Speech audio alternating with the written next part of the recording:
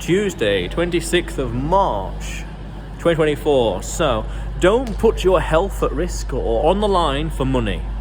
So, I was recently with my mentor over the weekend, and he was telling me about how back in the day, the 1950s and 60s, the mines, people were operating and working in the mines. And he was telling me that some people, got their fingers ripped off, or their hands destroyed, or their arms pulled off, their arm pulled off, okay? Some people died, okay? And he was saying that, it was a well-paid job. I'm thinking it's well-paid because your life was on the line, you could have died, There's other jobs out there that have less risk, actually a lot less risk, but marginally less payment, for example. So then I was thinking, don't put your health on the line for money, or at least be extremely skeptical about it. Your health, because that's priceless in terms of an arm or a leg, literally in this case an arm, or health inside, or health up here, or health down there, anywhere. Heart, mind, brain, you name it. Okay. There's no price. Seems that there's no price to justify putting your health on the line. And years ago, I had an interesting opportunity to have a certain job as well. Long story short, actually no story, I'm keeping it private. And I thought, I'm not going to do this at all, no way, because I'm putting my health at risk, I'm putting my health at jeopardy here. And I thought, no. So I didn't pursue that avenue, let's say. So I didn't go into it. No, because I thought there's no money. This is years ago. 8 years ago, I guess. And I thought, I just felt I'm not going to put my health on the line for this job, for money. No way. Because in the context of the miners, you lose an arm, what are you going to get? You're going to get compensation. That's not the same as having an arm or even being alive, no. So it's like we need to be wary of when we put our health on the line.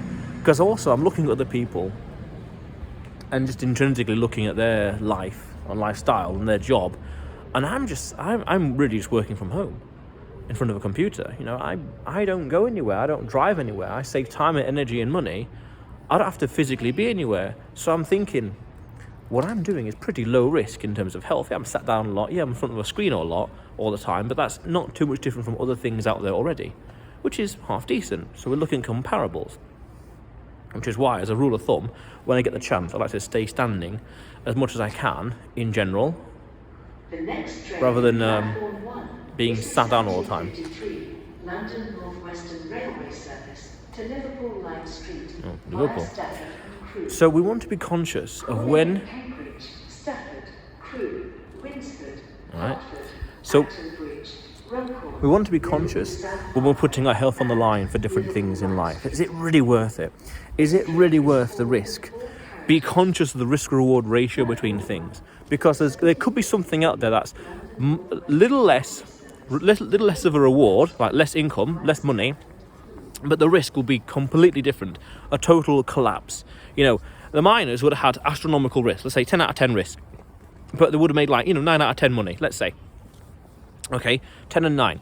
But then there's other jobs out there that would have been paying, let's say equivalent a grade 7, but they would have had no risk whatsoever because it's an office. Okay, is that difference? I think the word we're looking for is delta. But is that difference between the money, the 9 and the 7?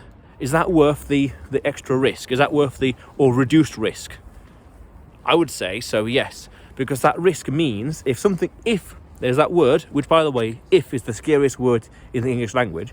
If something goes wrong, you could die, you could lose an arm, lose a finger, your health is fucked up in some way.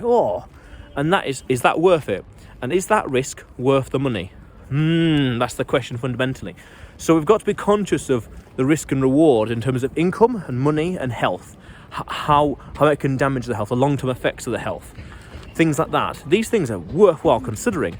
And I was listening to a mentor, and I'm thinking, this is unfortunate. These people who would have died, decades and decades ago, people who I never knew, and they died for well-paying job. Now, of course, I understand national pride and no other options and life choices and all the rest. I understand. But you see, in life, like in poker, we do the best we can with the cards we are dealt. And we need to do the best we can with our body, with our health, with our life. And that goes without saying. Because we want to live happy lives, long, happy, healthy lives. So what should we have? What should we do? Have a high priority for health. Yeah, very important, yeah. Well, let's just move this. Yeah, okay. So it's just be conscious of health. Don't put it at risk. You could say, if you follow the logic and raise the stakes, you could say, right, don't put it at unnecessary risk. Don't do things like extreme sports, you could say. If you follow the logic to the extreme, don't do extreme sports. Don't do anything risky. I'm not saying don't go outside. I'm not saying, wear a helmet all the time and wear knee pads and shoulder pads all the time. It's proportionate. And besides, we're adults, you could make up your own mind. But, wow, you've got to be conscious of health. No idea. It's just fundamental. What's life? Yeah, you could say, what's life without health? Cheers to that. Yeah. It's just coffee. No milk, no sugar. It's going to be a long night. But yeah. Health, man. Yeah. Be conscious of it. Prize it. Treasure it. Yeah. But otherwise, you will see me tomorrow.